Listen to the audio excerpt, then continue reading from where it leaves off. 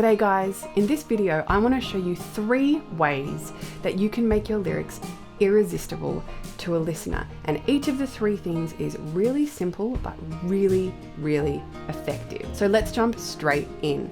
The first thing is to use your first line to introduce a problem, tension, or conflict. Now each of those things is really at the heart of human drama, and conflict is really the thing that drives all great storytelling in all communication art forms. And if you can introduce conflict in your first line, people are drawn immediately into that story and need to know what happens next. Now there are 3 kinds of tension or conflict that you can use in that first line to draw people in.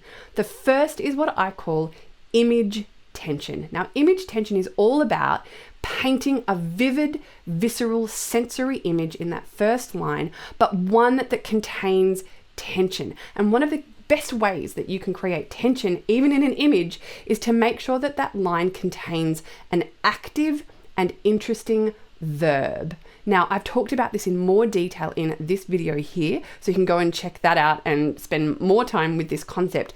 But the idea is simply make sure that the image creates tension, use an active verb. So, an example of that is from the song Need You Now by Lady Antebellum. Picture perfect memories scattered all around the floor. So there's a clear image. It comes directly into the cinema of our mind. We can see it happening as a scene. There's an interesting and active verb, scattered. And of course, there's clear tension here. There is a problem. What has happened here? Something's gone on and it's not good, and we need to know more. The second kind of tension that we can introduce is inner tension. So that is some kind of problem or conflict troubling the heart and mind of the singer-narrator, right? And a really nice example of this is from the song Royals by Lorde. I've never seen a diamond in the flesh, right? So here we don't know exactly what the whole song is about, but it kicks the whole story off with some aspect of tension, problem, or conflict that exists for the singer of the song. Right? The third kind of tension is the stickiest kind of tension or conflict, and that is conflict between 2 people, and we can call that interpersonal tension or interpersonal conflict. And this is the idea of use your first line to introduce conflict between 2 people, and that is so irresistible for the ear of a listener. A really great example of this is from the Paul Simon song 50 Ways to Leave Your Lover. The problem is all inside your head, she said to me. Now this is a brilliant line on a number of different levels. Firstly, we have the interpersonal tension or conflict, right? She's saying, you've got a problem, buddy. So there's some kind of tension or conflict between the I of the song and the she of the song. But it is also inner tension, right? Because if she's saying you've got a problem, well, maybe he does have a problem. So there's some kind of problem inside his head. So this is 2 levels of tension wrapped into one line, and it is irresistible. We need to know more. Let's move on to our second way to draw a listener in.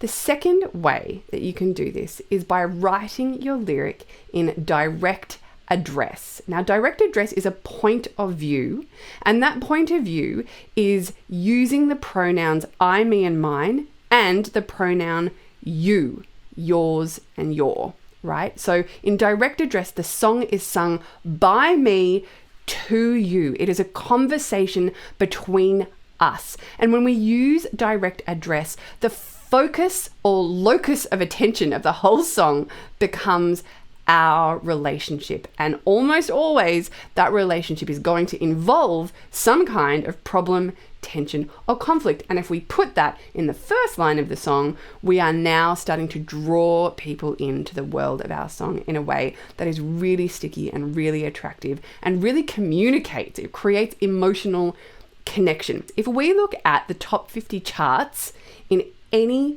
genre, what you're going to see is that there is one point of view that dominates the charts. Like 90% of the songs are going to be written in this point of view, and it is direct address. So we can learn from that. We can say, look, if I want to write a song that is going to communicate in this really sticky emotional way to millions of people potentially, well, it behooves me to pay attention to the kind of lyrics that people are drawn to. And it turns out that for now, in this moment in time, direct address is the kind of perspective, it's the level of intimacy that draws people in to the world of your song. So use direct address. The third thing you can do is a piece of advice that I learned from my songwriting teacher and mentor, Pat Patterson, who's written a great book called Writing Better Lyrics. And he said this to me, and I think about it with every single song that I write. He said, find the title at your earliest possible convenience. And I love the phrasing of that, because it's not saying you need to start with a title. It's saying start writing your song. You can start with an idea. You can start with a feeling. You can start with an image. You can get things out. But if you know that you are trying actively to find the title as soon as you can, what it means is that as you're writing things, and you might then be able to go, oh, those 3 words summarize the idea in a really interesting and captivating way and really express the core emotion or idea of this song. That's going to be my title.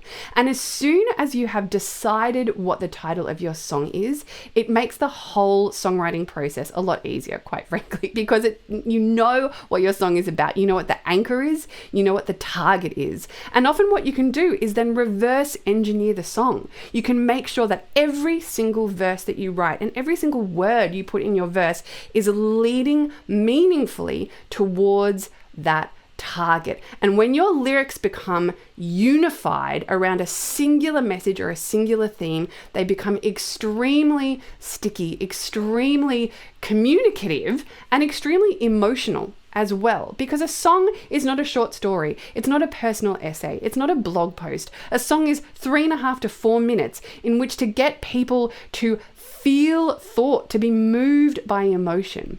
And again, this idea of making sure that there is a singular idea that is at the beating heart of your song, and everything is just there in service of that singular idea, is one of the most effective ways to bring people into the world of your song and to keep them there. So try out all of these, 1 of these, 2 of these in your next song idea, and let me know how it goes. I'll talk to you soon.